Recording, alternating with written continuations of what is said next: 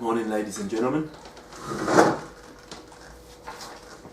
I've got a little story to tell you about my life in the last 7 to 8 years.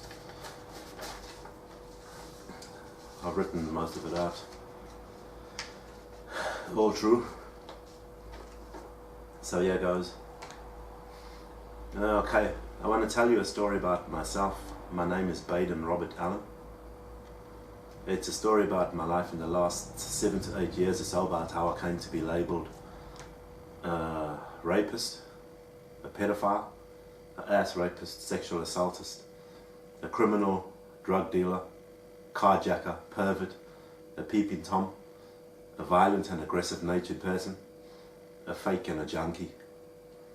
It's a story about sex, drugs, dealers, drug dealers, a little rock and roll, a little bit of rock, a lot of alcohol, fake friends and family, which were isolating and treating me like a pedophile and a junkie with disrespect and acting like they are superior to me. It's also about murder, armed robberies and housebreaks. Along the way, I've basically lost my house, my cars, my jobs, a bit of pride and integrity, without realizing it, and been kept away from my kids for a longer period of time than I already have been, and made a menace to society. And at the moment, I'm still constantly being bullied, harassed and tormented and treated with disdain, disrespect and impunity from the people and the system being the Salvation Army, the police, Homes West, bikies or associates, the healthcare system and mental health care system. Now the reason all this has happened is because of the fact that I managed to get my cousin pregnant, and she had a baby boy named Lorenzo in 2011. My cousin's name's Hailey Myles. This happened the night of her brother Tony's wedding.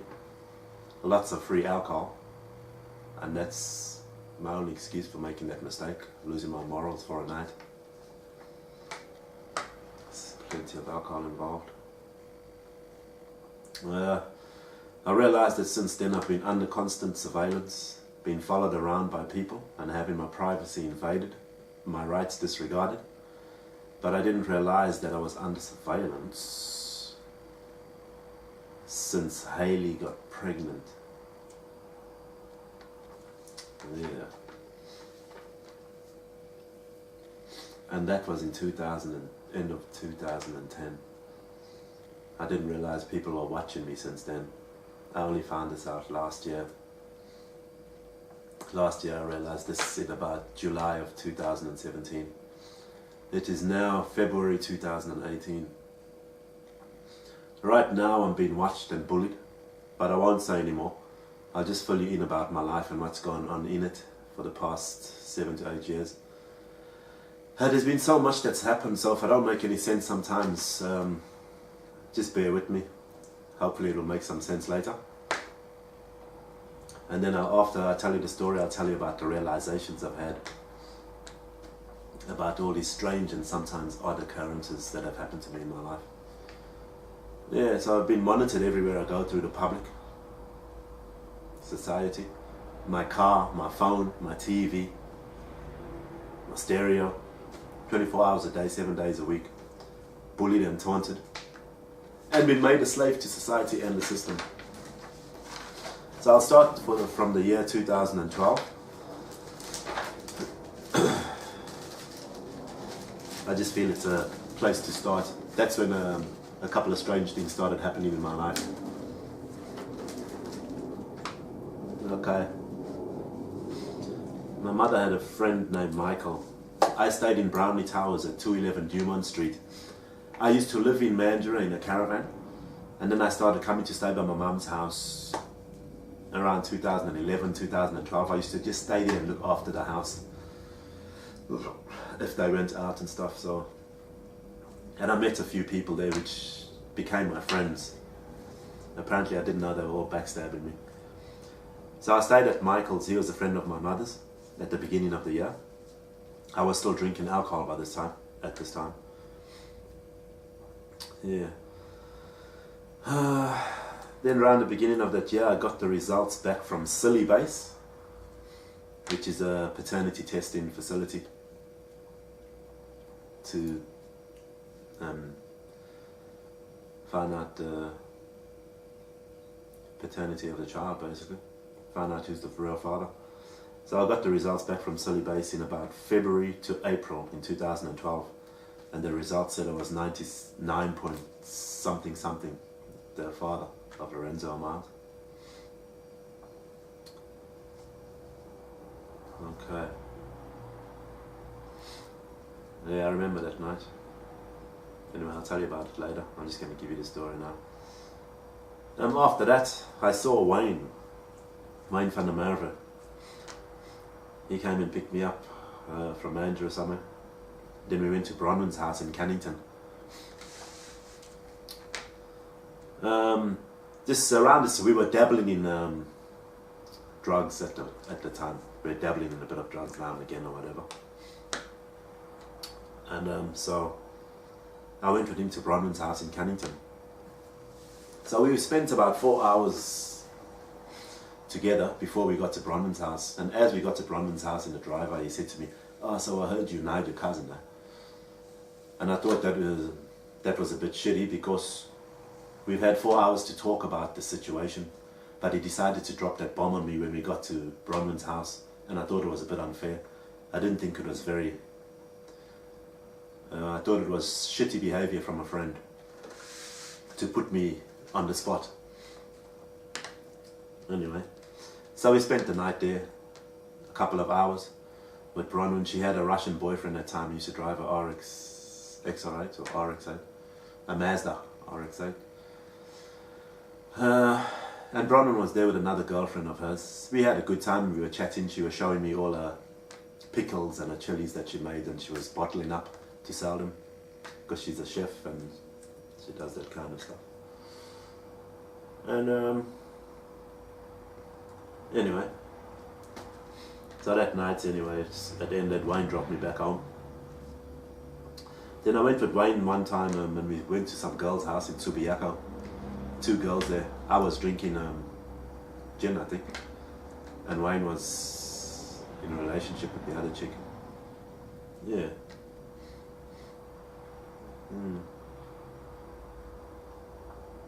Anyway, so next in that year, I spoke to Hailey on Facebook about meeting Lorenzo. That was May 2012, and everything was all good. I asked her how did he get his name and stuff like that, and she said it was named after her father, named after her father and stuff. So anyway, I went to hospital for pancreatitis that year. Yeah, the most pain I've ever been in my life. Apparently it was from drinking too much alcohol.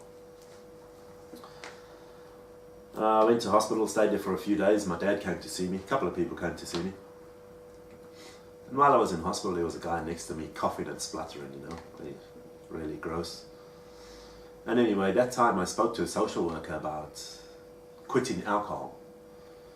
And she put me onto somebody on the phone to organize for me to go to Serenity Lodge or something like that. It's one of these places you go to quit substances for 3 months. So I wanted to quit alcohol at the time, and I spoke on the phone to somebody about that. The social worker organized that for me. So when I came out of hospital, I was supposed to go to a place to help me quit alcohol. But when I came out of hospital, I went to this place and they said I had to wait. There was nothing organized. So all that time I spent on the phone, and I was so excited about quitting and going to this place, nothing arose from it. Anyway, I was planning on going to South Africa at the end of the year with my dad and my brothers and that, to see my family. I haven't been back for about 25 years at this time. So I went, got a job with Global Resources to save for the trip to Africa. That was at FMG. Yeah, I met a few guys there. In my crew was a guy named Micheal Galveo. I had a hard drive at this time, and I asked him to put some movies on this hard drive, and he gave me the hard drive back, and he put on like fucking 400 gigs of porn on this hard drive of mine. When I asked for movies, I didn't really mean porn. Porn's always a bonus, but anyway, I've still got the hard drive, yeah. So he gave me all this porn, which was pretty cool. And some of the titles were pretty crap. Some of them got chicks rooting donkeys and animals and all this stuff, and it's got rape in some of the titles. Pretty shitty titles, some of them. Anyway, then another guy there in the crew was Richard Moore. And there's another guy, Rick Clements. He was a cool guy, Kiwi guy. He's a funny guy. Yeah. I also met another guy named John Heel or something, Irish fella. He used to sell steroids. He used to have steroids available. So I got some steroids of him, testosterone I think. He had them on site there. And anyway, there was a girl named Sarah Cheeseman in the office. One day at this job, I was organising for my flight to come back home to Perth. And I asked my supervisor, because they don't want us to go ask the office girls, we have to go through our supervisor. It's protocol to ask them to organise our trips home or our flights. So I asked him, and for about 2 weeks he never done anything about it, my supervisor. So I thought, alright, stuff this, I'm going to the office to ask the office girls. I went into the office, I asked them. For about 3 days they didn't do nothing about it, but the 4th day I had enough now. I've been asking my supervisor for fucking 2 weeks. I've been asking these girls for 3 days, they're not doing anything about it. They keep blowing me off. So anyway, one day I went in there and the office girl told me, well, don't come into the office because you're supposed to see your supervisor, this, that, blah, blah, blah. And I got so mad, I said, look, I've seen my supervisor for the last 2 weeks, he hasn't done anything about it. So I came to see you guys. You guys for the last 3 days haven't done anything about it. And she had a bit of an argument with me, so when I walked out, I said the word bitch. And I only got about 20 meters out of the office, I got a call on the two-way radio for me to come and see my supervisor. I went and saw the supervisor and I told him exactly what happened. I said, yeah, I swore on the way out, mate, this, that, blah, blah, blah. And I told him it's because you, as well, haven't organised my flights back home. I've asked you for the last 2 weeks, this, that, blah, blah, blah. Everything was cool. He didn't really reprimand me, he just said to me, okay, next time, mate, just come and see me, blah, blah, blah. I felt a little cheated then, you know what I'm saying? Because I followed protocol and no one done what they're supposed to. Anyway. Now I met another guy there named Robert Baum. I'm not sure about his Baumgarten. His last name, Baum. He's got a last name, but it's got Baum in it. Robert Baum, I call him. He was one of Byron's friends. I met him there. We used to go to the gym together at FMG. Work out and stuff. Talk to the girls. Shoot the breeze. And when we were in the gym one day, there was a guy that looked exactly like Craig Thomas. Me and Byron were in the gym. And Byron said, fuck, is that Craig Thomas? Spitting image of Craig Thomas, looked exactly like him, huh? So I looked at him. I went up and I asked him. It wasn't Craig Thomas. Anyway. So I came back from that job. I was going to go back for another 4 weeks or so. But while I was here in Perth, I went with Byron to Carousel. And we saw Hailey and Lorenzo. We saw Hailey in Carousel and she came and she pushed the pram in front of me, you know, like, oh, there's your son, there's your baby, whatever. And I was quite excited. I said, oh yeah, cool, no worries, man, no worries. So I picked him up, took some photos with him. He's such a good boy, you know, just nice and quiet kid, just looking around. Yeah, he didn't pull any faces, he didn't cry, he didn't make a fuss at all. He's such a good boy. I still got the photos of him, yeah. He's awesome. He's so quiet, such a good kid, man. I was quite happy with the results. I was quite happy with the results from a mistake, you know. It's pretty cool, man, pretty awesome. Anyway, we spoke and I told her I'm going to South Africa, so I won't see her for a while. We'll organise what to do with Lorenzo or whatever when I come back. So, and then she left. We went on our way. We both went our own ways. Everything was fine. And anyway, okay, now before I went to South Africa, about a week before I went to South Africa, I just got a strange feeling, you know, that somebody was watching me in the flat there, by my mother's flat. So I had a strange sensation, somebody's watching me, yeah? And I heard somebody saying, "What are you doing? Come outside," you know? And I'm listening. I walk out my room, I walk to the lounge, I still hear it. I look around the flat. Now, by where these flats are, Brownie Towers, there's hundreds of units. You know, it's a big high-rise building full of flats. So you hear a lot of people talking all the time. I thought it might be someone outside, you know. So I listened carefully to see if I'm hearing things. No. It's like they can see me. I look downstairs, because we're on the second level, so you can hear people talking downstairs.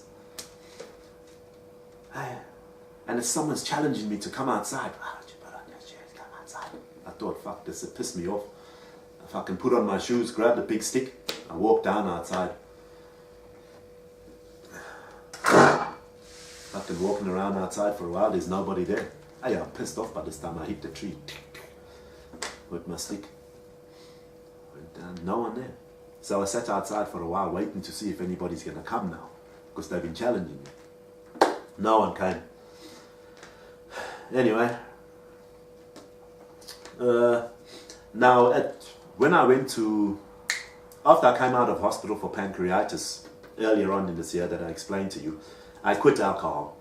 Because they never organized me that Serenity Lodge place to go to, I quit myself. So now 4 days before I left for South Africa, I started drinking a couple of long necks. Because I knew when I go to South Africa, I'm going to want to drink. Because there's a lot of nice beers and stuff there, you know, and I haven't drank them because I haven't been back for 25 years. So I knew I'm going to drink in South Africa, so I started before I left, you know what I'm saying?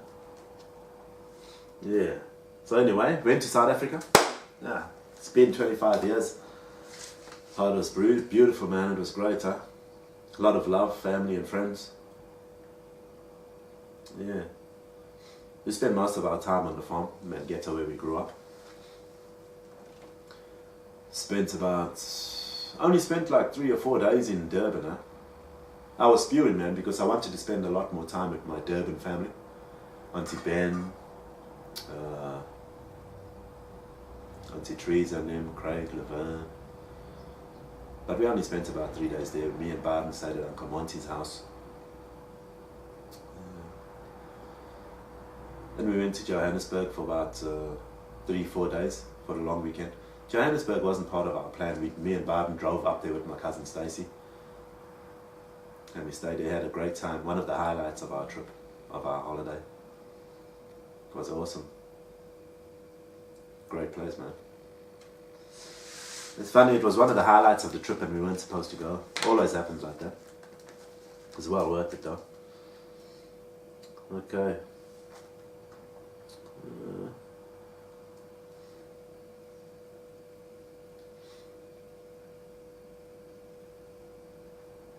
And that was that.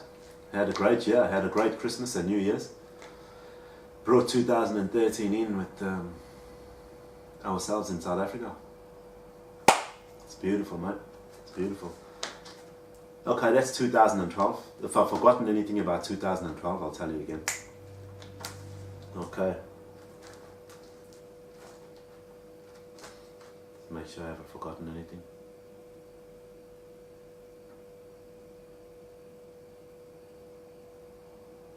So I haven't spoken to Hailey this time. I haven't spoken to her yet. Okay. I'm gonna recharge my camera so it doesn't cut out on me. It cut out on me last time. And then we'll do 2013.